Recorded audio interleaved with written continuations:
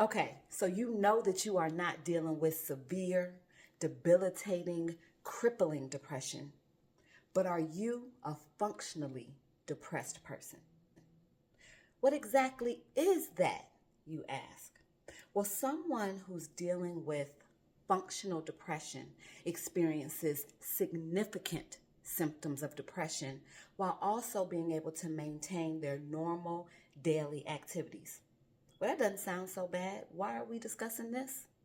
Well, because if you are dealing with functional depression, then you are living with the silent killer of mental health conditions.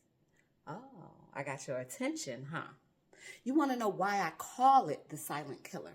That's because behind all of the productivity, the setting goals, meeting goals, accomplishing things, being there for people, being the go-to person, getting everything done for everyone, and being an all-around exceptional person lies your unchecked depression.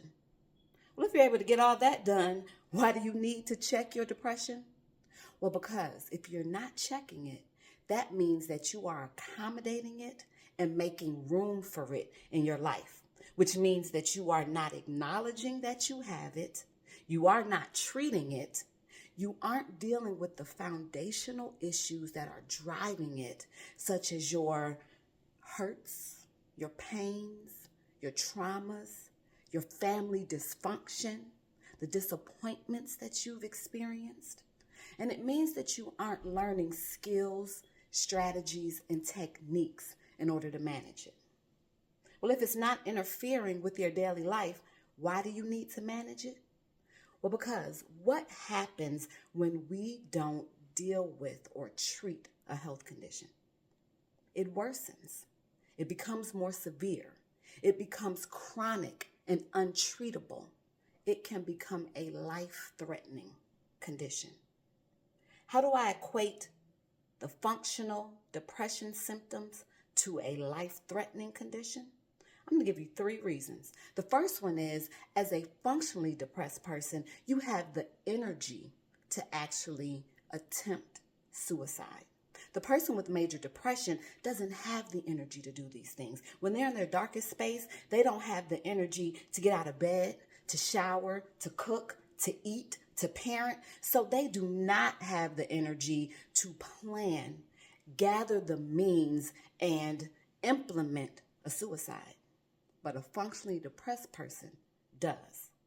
Second reason, you have the belief in yourself that you can actually accomplish a suicide.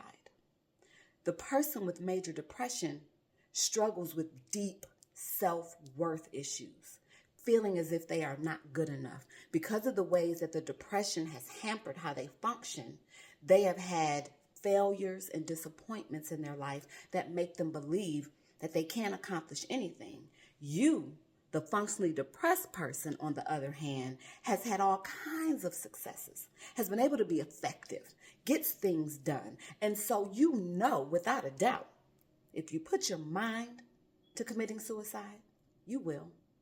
The last reason is because you don't have the downtime to reflect on what it is that you're actually contemplating doing.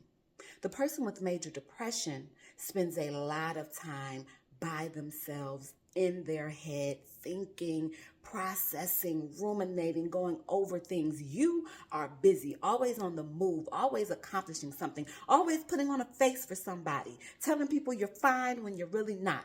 And when the depression does hit and you're overwhelmed by it, you just act, because that's what you do. There will be no time for you to contemplate and talk yourself out of it. So, again, I ask you, although you know that you are not dealing with severe, debilitating, crippling depression, could you be a functionally depressed person? And if so, go get you some therapy. I am one dope psychologist, Dr. Natalie Whitlow. Go to my YouTube channel, One Dope Psychologist. Subscribe, like this video, share this video, like the other videos. I'm trying to get this mental health word out about the everyday issues that we all are dealing with. I'll see you next time for another mental health enlightenment.